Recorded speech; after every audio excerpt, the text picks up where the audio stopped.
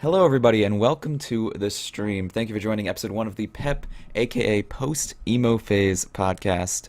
Today we have Zach, aka Melon's Wizard, with us. Hello, friends.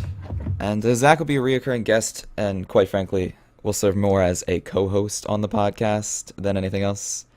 Because I'm the only person here who's garbage enough for this garbage podcast. That's true. And because this is our first rendition of the podcast, I'd like to spend this intro talking about some of the specifics and segments that you will have to look forward to. And I mean half, because if you sit here, I'm going to force you to watch everything we do. So, episodes will be most likely weekly, Friday or Saturday at 6 p.m., but don't hold us to that, as episode 1 is off to a great start as we went live at 6:40 p.m. Eastern Standard Time. But hopefully in the future, once we start to get more into the groove of things and these podcasts become less, of a test. Like this is entirely a test podcast to see how it goes and see what people like. But once this becomes more of a reoccurring thing, more of a, a groove, and we get into a groove, they should be Friday or Saturday weekly at 6 p.m. Eastern Standard Time, and I'll announce what day and what time specifically they'll be each week. These episodes will be uploaded to YouTube and SoundCloud, so if you miss them live, you can watch them there. At the beginning of each episode, we'll start with some music, because I wanted to have this similar to a radio show, at least at the start of the podcast, and it's also a nice way to get people into the stream, because not often do people join in the first 5 minutes. Apparently, Vizon and Ross do, because they're sweethearts, but most people don't join a stream in the first 5 minutes. So, in the first 5 minutes, we'll play music, and we're going to do that today as well. Afterwards, we'll have fun reading, comments from viewers. That'll be a thing we do weekly. This stream is the first one, so we don't have any comments from YouTube or SoundCloud to go off of, but we can look at the chat for such commentary. And we'll also have some more fun segments like Doggo of the Day and Blackboard Submissions of the Week. However, like I said already, to start this episode off, we're going to be playing a couple songs to get in the groove of things, and hopefully more people show up to the stream while the music's playing. So, today's song that does not get the VOD muted is Hoenn Dive Theme Remix by GlitchX City, because I'm a Pokemon nerd, and I wanted some chill vibes to jam out to. So, we'll start with that.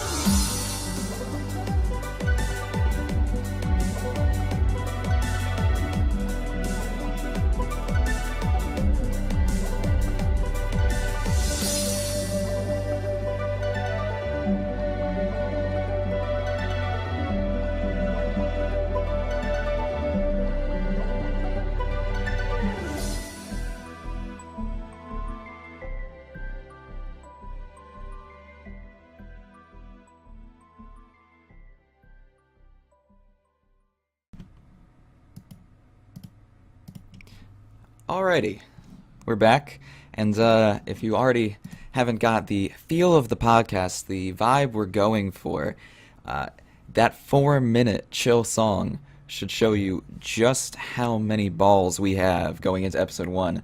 Normal people, pussies if we would, we'll call them that, would play like a 2 minute fun song. And no, we're playing 4 minutes of just straight chill vibes. That's what we're going for here at the P.E.P podcast. Zachary, how did you feel about that song? It was extremely quiet, considering I didn't listen 4 minutes, and they're a lot longer when you don't listen. Songs, that is. The fun way about running these podcasts over Discord is I get to sit here and jam to the music in my headphones. Zach has to mute his mic and sit in silence for 4 minutes, and I love that. All right. It's awful, and I never want to see you again. So, this episode of the podcast is brought to you by the Ronnie and Donnie Show, the fake podcast serving as our fake sponsor for this arguably fake podcast itself. Anyways, next up we're going to play one more song, again, to just buy some time, hopefully have some more people show up to the VOD, and this is the song that will get the VOD muted. So if you're watching on YouTube or Spotify, actually, on Spotify it should be fine. I just said Spotify again, didn't I? I'm really not going to get used to that. I'm gonna have to break that. Literal garbage. I'm gonna have to break that habit real quick. It's because I listen to so much Spotify. If you're watching on YouTube, this is where the VOD will be cut out and the video will be edited because I don't want to get copyright claimed or striked or I don't know, just abused mentally, physically, religiously. If you're watching on SoundCloud, it should be fine to keep copyrighted music in because it's in the context and the setting of a podcast/radio show. So it is slightly transformative. I think that's how it works. I don't know. I've seen other podcasts use copyrighted music on SoundCloud, so I'm going to do it as well and hope I don't get in trouble. If not, we'll just do me singing the song. Yeah, of course. Be beautiful. That's what everyone came to hear. Regardless, this song is 3005 by Childish Gambino. It's a throwback as far as his music goes, and I decided to include it because I don't like This Is America as a song. I like the video, but I don't really like that as a song. However, I want to include Childish Gambino in this podcast because I love him as an artist. So instead of, just going with the obvious song of his lately, This Is America, which has been popular and would probably just rustle all the kids' jimmies nowadays if I played it, I'm going to play, in my opinion, a better song in the form of 3005. So, we will be right back after that. And we're back. I started my commentary before I unmuted my mic, so that was a very long and prolonged and... Anyways, during that song, I was messaging Zach, and it's kind of funny how already this episode 1 has proven to be a struggle and proven to be a test podcast, if you can't tell by the few mistakes we've already made. I don't know what those might have been. But regardless, I hope you all like the two songs. We're going to move into simply commentary now, so no more muting and unmuting. And if you have any suggestions for songs in future podcasts, I will be taking those from subscribers. It's one of the few sub perks you'll have for the podcast. We haven't thought of many sub perks for the podcasts, at least, yet. But, it'll go alongside all these sub perks you get for just default streams like dog pictures and emotes and all the likes. You can find them down in my panels below. So I don't think we have any subs other than Zach here today, so I think Zach would be the only one to make suggestions looks good. in the chat. But regardless, we're going to move on to our first fun segment, and our first, what should be reoccurring segment, the doggo of the day. And I look forward to this so heavily. Today's doggo of the day is mine. It's a nice little meta picture of my dog, Brownie, with a lovely McDonald's cup on her head. And I want to use this time to talk about the geopolitical crisis we have in first world countries. No, I just wanted to talk about how us as Americans are trash. And we find... First off, this was a set-up picture, obviously. She didn't put the McDonald's cup on her head herself. That would have been marvelous. No, my family at least, thought that was a funny and just great image. To have our dog balance a McDonald's cup on her head. If you can't tell, we're just pure capitalists at heart. And I think it says something a little bit about you know, about American culture. Is that's the kind of stuff we find funny. This is America. This is America. We're not playing the song, but this is America. This is most definitely America, Ross. Anyways, moving straight from that segment, we're going to the Blackboard submissions of the week. And if you don't know how this works, I have a panel down below, an extension, if you will, called Blackboard. You can draw a picture if you want and submit it to me. I have the opportunity to approve it or reject it. If it gets approved, it goes straight to the extension and gets added. It gets added to the kind of card deck of pictures, and you can swipe through the deck and see different pictures. If it gets rejected, it obviously disappears and was not deserving of any love, or it was just vulgar and unnecessary. But today's two Blackboard submissions of the week, and we'll usually have one or two, depending on how many submissions we get, are from Melon Wizard and Rain. Zach's picture is of a lovely man with just two incredibly big thumbs compared to his body ratio. And it says good stream, and I appreciate that. When you want to be the first one to make a submission to the Blackboard. Yeah, in fairness, this was the first ever submission to the Blackboard. Oh, it was fantastic. And I'm trying to explain these pictures for the people watching on SoundCloud, but it's a stick figure with two very big thumbs, and it says good stream. And I appreciate your feedback, Zach. I'm glad you're liking the stream. You know. Thanks, man. I just I support what you do. I love. It's marvelous. Yeah. And our second picture is of a nice grassy field with a tree stump, and on top of that tree stump is just a perfectly round, plump, voluptuous Pokeball. And it is an electrode. It's drawn by, again, Rain331. So I appreciate your two submissions that I featured this week. And again, if you want to submit a picture for next week's podcast, you can draw it down below in my Blackboard extension. Moving on, we have the rest of the podcast to just talk about a few topics and concerns.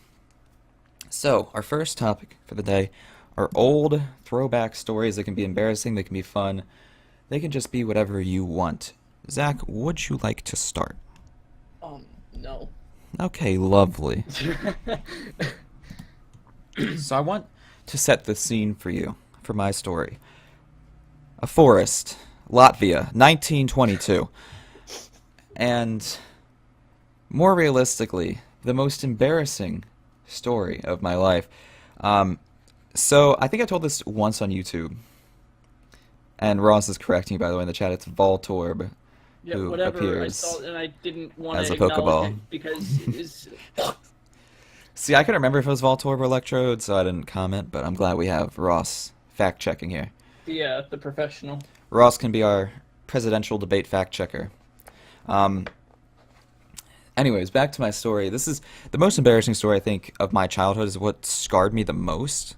And I think I told it once on YouTube. But I was attending a wedding down south in North Carolina, and it's about a 10-hour drive for me. So already, like, 8-year-old Caleb's out of his setting. He's not safe. He's not comfortable. He feels scared. He's worried that any sweetheart country person, bear, dog, would kidnap him, and he won't know how to walk home to the northeast of America. So I'm attending this wedding, and the after party was held in a huge cabin, as, you do in North Carolina, and the cabin had 2 bathrooms, as you do in North Carolina. That could be taken a bunch of fun different ways. And, I was 8, okay? I can't be blamed too much. The guy's bathroom was off in the back of the cabin near the back end, exit. Basically, where the rats should be living is where the guy's bathroom was. All the way over there. Meanwhile, the girls' one was right next to, the coat rack and all that jazz. The hub of social, enjoyment and social interaction. So, another thing is the signs for the bathrooms are, near the ceiling, where no little boy's eyes should ever be looking. Like if you're walking around looking up, you you need to calm down a bit, okay? You're too much for me. I get worried when I see that. Like, what is he looking at? Is there a bomb? Like, is North Korea finally committing to something for once? I don't know. Long story short, the rats got him. Yes, yes, Ross, you predicted it. No, so I walk into the woman's bathroom as this young lad, and I get in the stall. First thing I should notice, there were no urinals. Again, I was not a bright child, alright? It took me a good, like, 16 years to develop into at least the slight intellectual person I am now. So after, like, while So I'm in two the more stall, years, and we'll be there. yeah, of course. While I'm in the stall, I see high heels just walk across, and immediately my heart drops, and I just go, oh no. So I'm sitting there, and across the course of maybe 20 minutes, I wait for the cycle of women to like go through the bathroom to the point where there's no one left in there. So I'm like, all right, this is my moment. Get out of the stall. Don't even wash my hands. Again, I was 8. Don't judge me. All right, if you're judging me, you're a loser. I was scared, and I just dashed out of the stall towards the door. Make it to the door. No one's coming in yet. Thought I was home free. I opened the door, and these group of girls who were my age, who I'd been talking to the entire day, are right behind the door about to go in. And 8-year-old me was devastated, mortified. And I probably had a crush on at least one of Right. them, which is weird because they were most likely like second, third, fourth degree cousins of mine. Um, but it wasn't fun, and I spent the rest of the wedding hiding on the lower parts, like underneath the balcony of the cabin. So I was just hiding with the rats, really. Ross did predict it. And that's my embarrassing story. Zach, have you had time to think of anything yet? I've had time to think of a few things. Once upon a time in like middle school or high school, I don't remember which one. I don't care. Um, I read this meme where this guy went to a movie with this girl and offered her a kiss, and she was like, "What?" And he pulled out a bag of Hershey Kisses. So I'm like, I'm gonna do that because that's kind of funny. And Oh no. I did Oh I no. did do it. And most of them were like, "What?" And I like pulled out the bag and I was like, "You want one?" And it was fine, except for one basic white bitch of a girl who I don't even know why I talked to begin with. Who basically just laughed in my face. And I was like, all right, well, thanks for this. I don't, you know?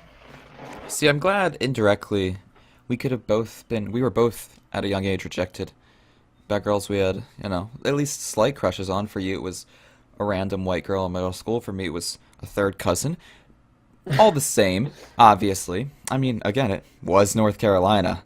So, um, moving on. I'm gonna piss so many people off from the South. I promise. I love the South. The South is actually one of my favorite places to go visit. I love going down to South Carolina. The South And is like my second favorite half of the country. okay, it's it's honestly my favorite Yeah, I because like it much better. everyone there's so nice. Tennessee is adorable, and South Carolina just rustles my jimmies in all the right ways. And I don't know. I just don't get it. I wish people up north were that nice. Yeah. Because I feel like people up north are just entitled and a bunch of pricks. Like, for example, I had an instance in a McDonald's once where some guy was screaming at the top of his lungs, asking for a refund because his food wasn't hot. But I don't know if you had a different chef, if there was a different guy in today preparing the patties. No, they're probably using the same wants to like end their life teenager that I got my food from just 5 minutes before him, and my food was perfectly warm. So as long as that same like deadbeat teenager cooked his food to a Deadbeat. similar, uh, you know, similar instance as mine, it should have been fine. Like that's the kind of culture I feel like we live in up like north is like if you get Mm. the slightest bit cold fast food, you feel entitled to a Supreme Court trial settling the dispute for a minimum of $3.8 million. Well, I really I work at Walmart and I hate the holidays, but I also love the holidays because like that's when all the like the nice people who I'll never see again come in Mm, because they're all like people from distant places, probably the South, yeah. and they're so just kind and polite. And I really want to like grab every other customer and be like, "This is how you should be all the time." Oh, Walmart Promise, I'm a customers are the person who, worst.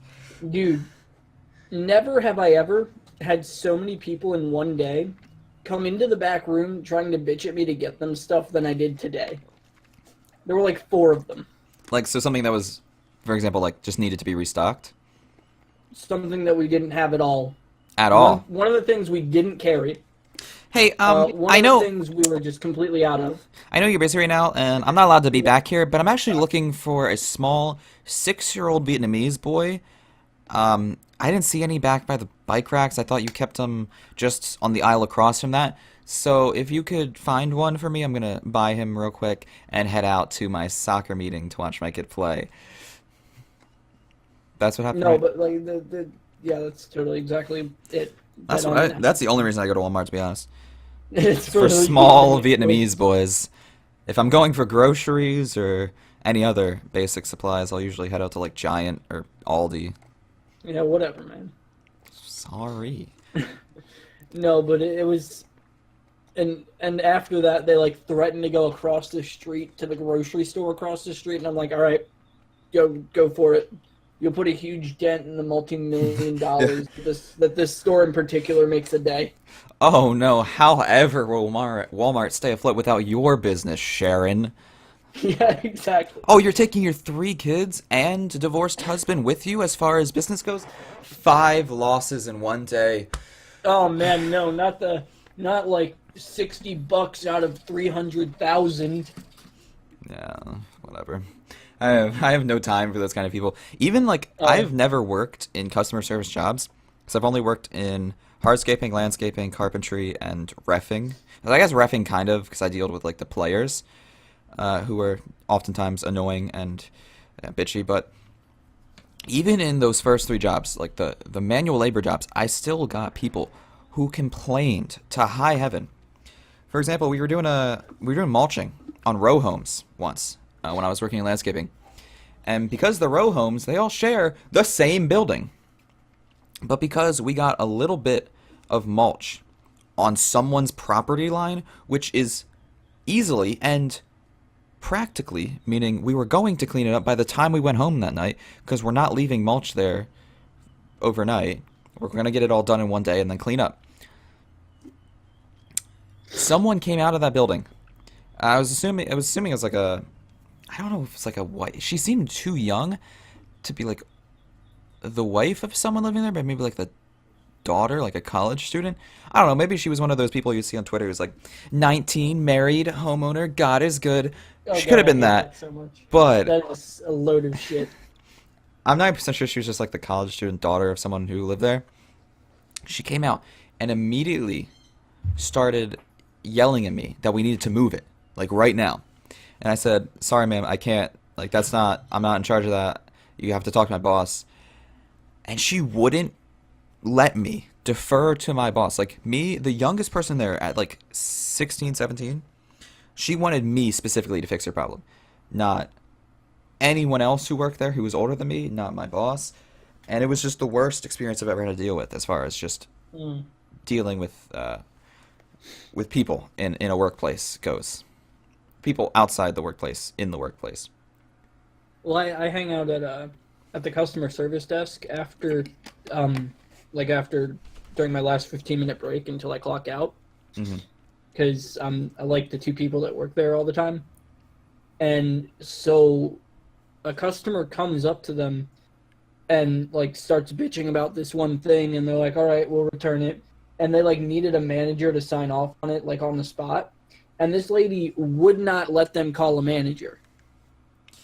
She like kept bitching about like all this other shit like involved in it. Like, why can't you? What do you mean you have to call a manager? That's ridiculous.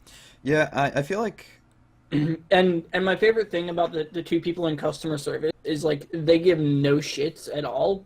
So they'll straight up be like they've told customers to go fuck themselves before, and it's great. And Morgan just looks her dead in the eyes, and she's like, "Do you want your return or not?" And the lady's like, "Yes, I want my returns." Like, then I need to call manager. yeah, and I feel like this is gonna be the last point I make on this topic, and then we're gonna move off to other things. Because quite frankly, this is an accident to get on this topic all the way from embarrassing stories. Oh yeah, you're But right. that's kind of how the rabbit hole goes. I feel like our culture nowadays, at least American culture, is just instant gratification. And if you have This to is wait America. for anything, this is America. If you have to wait for anything, people lose their minds. Like the concept of patience is just thrown out the window, and it's embarrassing, honestly, seeing how people act in public sometimes. Yeah. Like, ugh, oh my Lanta. Regardless, we're gonna move on to the next topic, which is topical. We're gonna ride this, you know, popular pony all the way to its grave. Because if we don't talk about trending things here on this podcast, how are we ever gonna get any following, support, love, Being legitimately and girlfriends? cared about by the community. Yes, Yeah, because no, you're right. We clearly need to talk about talking topical about things. Call of Duty Battle Royale is gonna get me a girlfriend. So, I almost said that in like a Jax Films accent. Oh my gosh. I got a girlfriend I from playing know. Call of Duty Battle Royale. So, I don't know if you heard, and by that I mean I told you before this podcast started, to, let you know what we were going to be talking about. So I don't know if you heard, but Call of Duty is doing Battle Royale, Zach. Yeah, I hadn't heard. Explain, please. Can expand my knowledge. So Black Ops 4 is going to be featuring a Battle Royale game mode. It's not going to be a separate game, it's going to be Okay. included in the game. At least Okay. that's what they've said so far. We'll see if they hold true with their word. Maybe there'll be paid DLC content. That'd be fun. I think the community would love that. But the I way think the COD community needs to get over themselves and stop paying for the DLC content. they need to stop paying for extra content while at the same time complaining about paying for extra content. Like that's the only way you're gonna fix the situation. Yes, exactly. Like It's like, there's so much. Get there, anything? It's like. Hold on one second. Let me buy more real quick. yeah, I feel like I'm guilty of that. there's almost two different reactions in the game community when there's like an unnecessary or like excessive DLC, like paid content.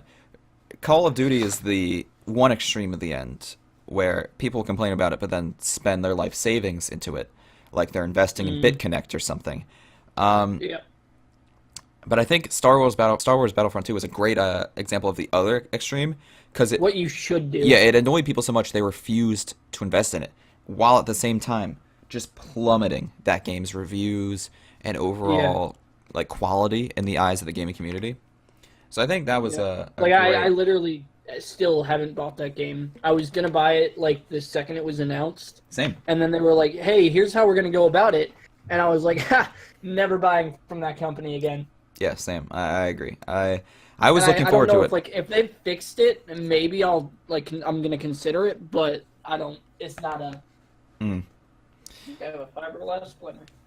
So if I don't know, wasn't lazy and this wasn't the first podcast, which is like I said very experimental and rough so far, I would have the trailer pulled up for us, but I'll just overview it. It's going to be set in what they call their biggest Call of Duty map ever, which is intriguing because I know some of the campaign maps are quite big when you're running through. So the fact that this is supposed to be the biggest map ever Well, they're sounds big, but they're linear. that's true. Like It's it's quote unquote big to run across, but it's a straight line. They don't have to render that much stuff in. yeah. So it sounds exciting, and I would love to see bigger battle royale maps because I think that's one of the few things that has yet to be done. Like we've seen kind of the average size, like Fortnite's map and PUBG's map and H1Z1's maps. They're all kind of similar in size. And then PUBG did the thing where they made smaller size maps. But I would love to see it in an excessively huge map. It might be boring, but I think it's Like Los Santos. yeah, I think it's a cool idea to have a huge map, regardless. Like, and one way you could fix it is by making the circle go faster. Normal people's rebuttal to that would be, well, how are you going to outrun the circle? And Call of Duty's rebuttal to that is they will be implementing land, sea, and air vehicles, which will be Oh the shit. first. That's a first for Call of Duty. That's a first for Call of Duty, and it's a first for Battle Royale. So, I think it could work really well. I'm Yeah. just worried, like most things Call of Duty, it's going to fail miserably. Oh yeah, they've dropped the ball on so many things. Um, And Ross said in response to you know, DLC, yeah, that was his response how to I feel. Destiny 2. I Oh agree. yeah, Like if I'm already paying $60 for a AAA title, I shouldn't have to pay more. Like with well I got CS:GO, I paid I think it was $8.99 or whatever for it because I got it on a Steam Summer Sale, yeah. and I paid extra money for skins. And even that's kind of absurd how pricey some CS:GO skins are. Well, yeah. Well, on that note, Ross, I did admit the ever shop once, and I regretted it so much that I haven't gone back. Yeah, and I feel like Like that's the silver in it, I bought it like I bought a $10 thing of cents, and I've never done it again because it's guttural. well, I feel like most games just haven't figured out how to do DLC well yet. I mean, you've got you and Ross are both equally complaining about Destiny 2. Call of Duty's just been really poor with it. Yeah. Battlefront 2 got crucified for it. Overwatch, I feel like still is kind of stupid, Well, in my at least opinion. Overwatch isn't game changing. Call of Yeah, Duty Overwatch is game changing. isn't game changing. I'm just talking about like pricing and implementation. For Yeah, yeah. example, Overwatch, if you want one singular skin from your favorite team, from your favorite like Overwatch League team, it's $5. Yeah. And there's how many characters in the game now? I don't even remember. Like there's so Like many 40 now. billion. Yeah, there's like 92 characters in the game now. We're getting to the point of League of Legends up in here. And if I want a skin from my favorite Overwatch League team for every character, I gotta shell out like $100. And I refuse to do that. I mean, I guess the reasoning behind that is like you have your main play that like you shouldn't really be wavering from too much unless you're experimenting. But so like if I were to get skins for the which is unfortunately it's my old main, so it doesn't matter anymore because I Mm. stopped playing all of them now. Um, I got the London Spitfire skins for I think Bastion, Hanzo, Genji, and someone else. Yeah. But like I don't play any of those anymore Well, that's the thing. I because shelled out. Orisa and Junk are my bays. Yeah, I shelled out $5 for the London Spitfire Diva skin, and I still sometimes use it. But the thing is, I've kind of moved on to being a support player now. Yeah, And regardless, I think that's the excuse. I'm not saying you're using the excuse, but the idea that you had, which they can use as an excuse, is well, certain people should only have one or two mains. So then you're only shelling out like $10, $15 for Overwatch League skins. But that's such a one-dimensional way to play the game if you're not playing at a pro level. yeah, Like and if you're playing for fun, that is such a bad way to play Overwatch, is to play the same two characters over and over again. Like I've been having so much yeah. fun experimenting outside of like Mercy and Sombra, who have been in the past my only two mains, quote unquote. So I've like moved on to Diva, like I said, and I've tried like Mei out. I love Mei lately. I've been having a lot of fun just freezing people and then headshotting them right after. Um, Well, and other characters, I like experimenting, regardless if I like the character or not. It's still fun to play it. And if you're really dedicated to a team, and luckily I'm not super dedicated to London Spitfire, I'm just more dedicated to Cloud9 as an organization. But if I was super dedicated to London Spitfire, I don't know if I would save my money. I might shell out like $30, $40 on London yeah, Spitfire just skins, and that's absurd to me. yeah, that's something that I don't think is. And I mean, I also hate that like it's random drops for almost everything. Hmm. Like in Call of Duty, in Black Ops 3, for example, there was this weapon. There were two weapons I got that were essentially they took my garbage bad at video games skill and they put me on par with mid-level ish players. Mm. Right, and that was the M10 Grand and the Peacemaker at the time. Yeah. And those were both such good weapons that I got in drops that I could actually contend with people who were legitimately in the game.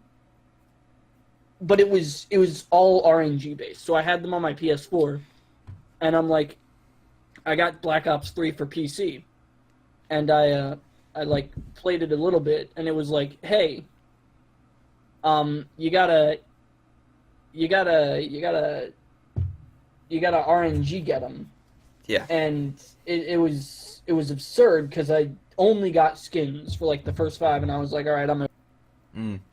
Well, yeah, and I agree. I think it's kind of annoying how certain games force you to play like the RNG game, which is why I've invested so much money in CS:GO because you can just buy skins directly instead of buying cases. Yeah. And I've fallen into that trap. And I actually agree, but also disagree with Ross's comment about Overwatch at least having a good business model because loot boxes have a higher chance of getting you things that you don't have than things that you do have, which I like. I think that's a great thing to implement. But at the same time, I just hate how Overwatch doesn't allow you to buy coins directly. Yeah. Because I don't want to buy loot boxes if I'm not like why I haven't bought any loot boxes yet, and the exact reason is why would I buy it if I'm not going to get what I want? Like there's such a small chance I'm going to get like the Mercy like gold skin I want or like the May pink skin I want. It's not worth it for me. Like I just wish you could buy coins directly, and obviously like even on a business like from a business standpoint that could be bad, but they could adjust it. Like you could make coins much more money than loot boxes. So that like you still have an incentive to buy loot boxes as a player. I don't care. My thing was I just refused to buy it because I've gotten maybe one thing I wanted from loot boxes, and the rest of the skins I have that I like, I've either paid for directly, like the London Spitfire skin, or I've just used my coins to get them. Like I loot boxes don't really kind of excite me because I've never gotten anything too great. And maybe that's just me having bad luck compared to like bad luck with what I'm getting compared to what I want. But even so, if bad luck is a thing that it can exist to the point where it turns me off from getting loot boxes, you're losing money. From me at least. And I think it's a business model that'll lose you money often. I don't know. Maybe I'm the only one who thinks like that. Maybe I'm the only one that thinks logical. Probably.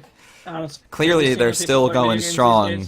Yeah, clearly they're still going strong, and game developers still want to implement DLC because enough kids are willing to buy it. So like stuff like that, like RNG based skins or DLC, it's only still around in such popularity because people are willing to buy it. And luckily, we're kind of moving past that, as you saw with Battlefront 2. Yeah. Anyways, final topic, and I think we're done. I wanted this to go about an hour, and this final topic should bring us to that. And that is early predictions for Game of the Year 2018.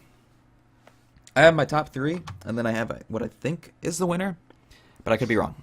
However, I want you to name like your top 3. Maybe if you want, you can name all 5 nominees.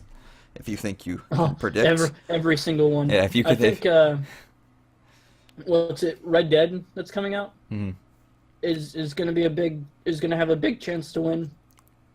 I think Far Cry 5 is going to be on the list. I think it might honestly come down to like Red Dead or because I'm trying to think of like what's come out this year so far, and none of it's really like been super. Did Odyssey come out this year? Odyssey came out last year. It was in the nominees for 2017. Okay, so yeah, Odyssey.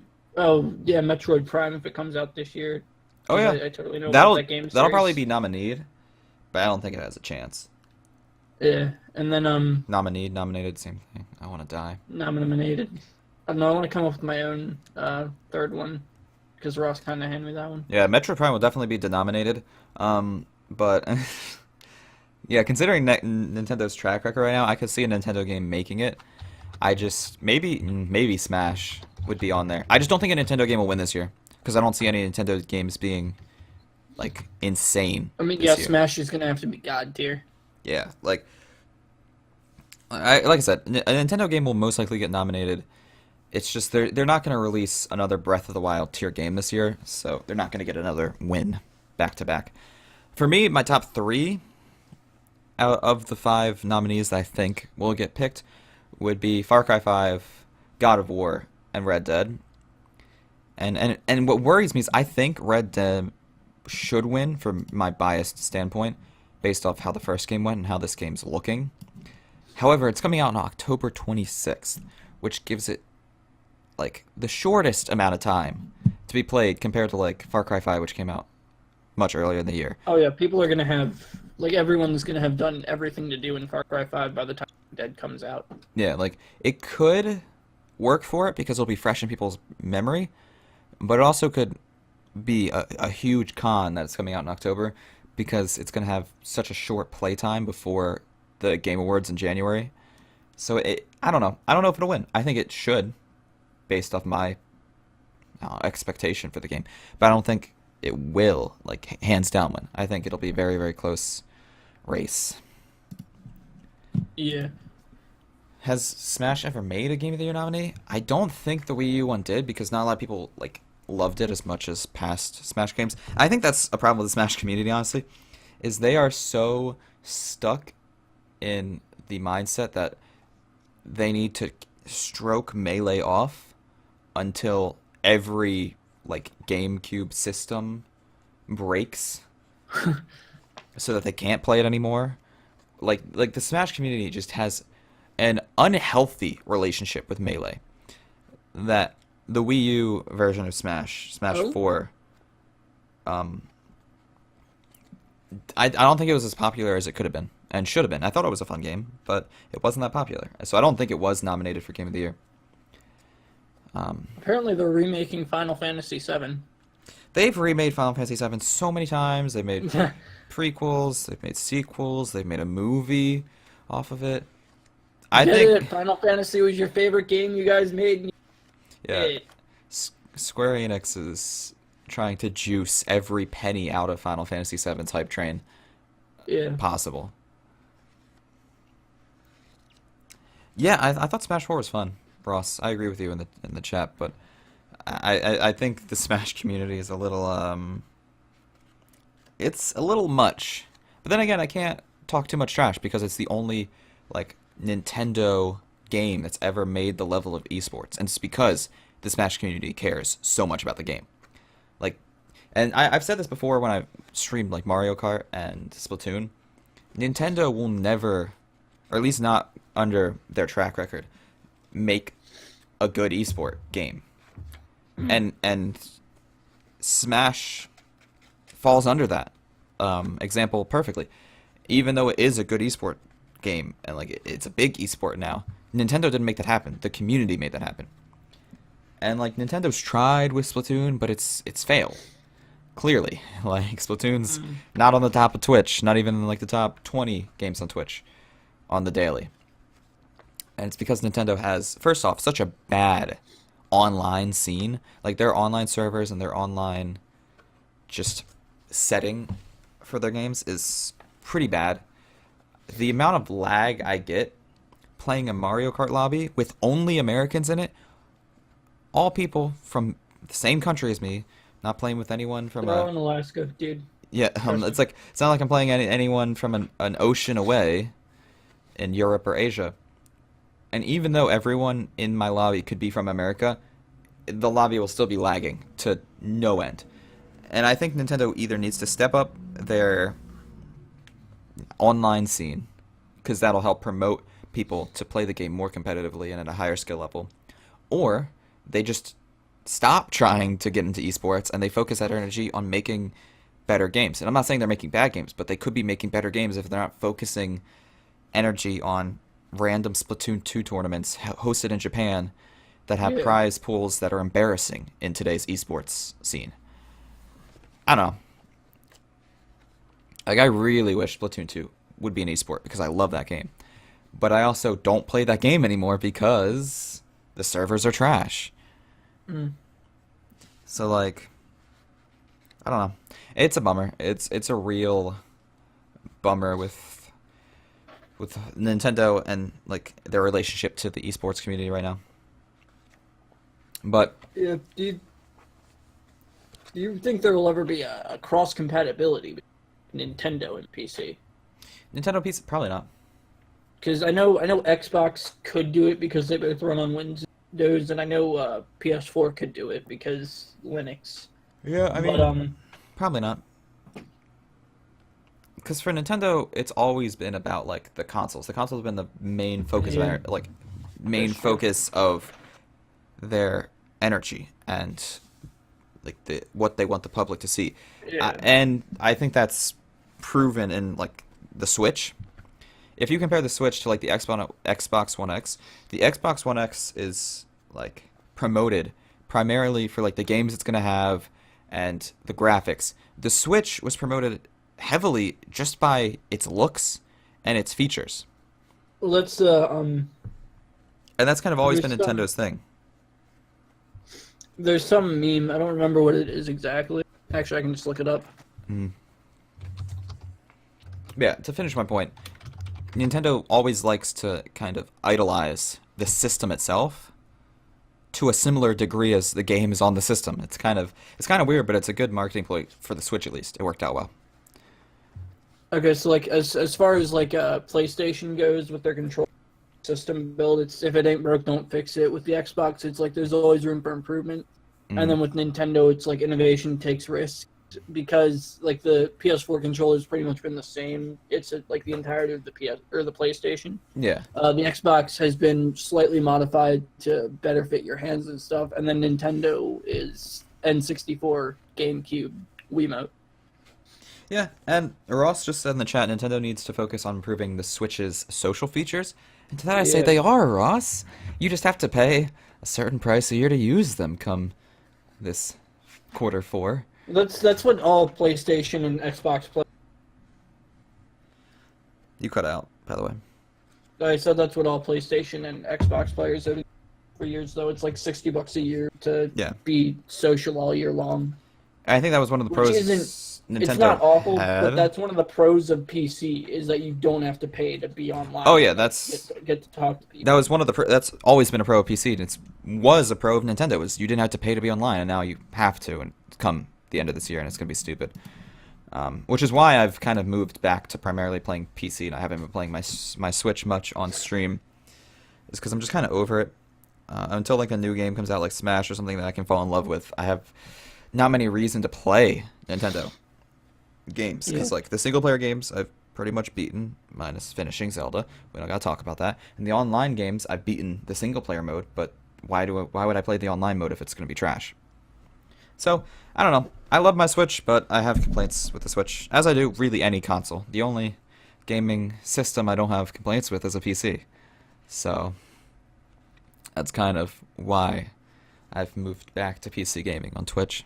I yeah. I mean, think it's so I, much fun just being able to talk to mm, you, give you nice little uh, chest rubs, and um, whisper sweet nothings into your ear on Discord, all for the low, low price of nothing. So, weird how that can be for free. You know. yeah. Um, Regardless, unless you have any final notes about this, I'm gonna go into like more outro commentary. no, I think just the only like reason to really have a console anymore is for exclusives. Yeah, Like that's exactly it. There's only and that's the only basically reason I have a console is for exclusives. the only like Xbox isn't making good exclusives anymore, so you Mm. really only like would want a PlayStation and a Switch and Yeah, I'm surprised how like far Xbox has fallen. oh yeah, Because there was an argument to be Xbox. made like back in the day, like Okay, so Xbox used to be 2008, competitive. 2009, it was better than like PlayStation. Oh yeah, well Xbox used to be like better than PlayStation, and then like the release of the like PS3, I Mm. guess, or whatever, Yeah. it kind of stopped being like stopped being over it, and they were like evenish. And now just they announced the Xbox One, and everyone fucking laughed. Yeah, that's true. That's really true. No one took that seriously. So my dates are a little bit And the off fact that because they're working PlayStation 3 came out in 2006 and I said 2008. But yeah, like before the PlayStation 3 came out, Xbox is killing it Yeah. in like comparison to PlayStation, but they've kind of fallen off, and it's a bummer to see. But as a PC master race elitist like myself, I kind of take a little bit of sexual pleasure watching it, just a tad bit. Regardless, thank you for watching episode 1 of the Post-Emo Phase podcast. Next episode will not be so heavily focused on gaming, even though this is a, you know, gaming It's a Twitch podcast account. run by two This gamers. yeah, this isn't like an IRL stream. This is usually a gaming stream. So we're gonna talk about gaming, but not to the same extent. I want to implement some more fun segments next time, and we'll have the reoccurring segments of Doggo of the Day and Blackboard submissions. So please send in Blackboard submissions if you have them. If not, I'll have to make something up. I'll draw one myself. I'll make my own. Yeah, I'll submit my own picture. I'll copy good stream, but it'll be in. And like I said, if you are a Twitch subscriber, you can suggest songs for me to play next time. I'll usually do about 2 songs. If anything different, I'll play 1 rather than 3. And I think that's it. Like I said, I don't want to spoil too much for the future. Because 1, I want it to be a surprise when we do new segments. And 2, some of those new segments I'm talking about are still kind of in the works as far as the idea of them goes. We have very vague descriptions. All we know is we want new segments. Yeah, we have very vague descriptions written down in my notebook right now. So we will see you all hopefully next week. Like I said, the one bummer about this podcast is it won't have the same exact time every week. It'll either be Friday at roughly 6 p.m. or Saturday at roughly 6 p.m. But that wholly depends on both Zach and my own schedule. So next week will be episode 2. I hope to see you there. Thank you to Vison and Rain for showing up. And until next time, peace.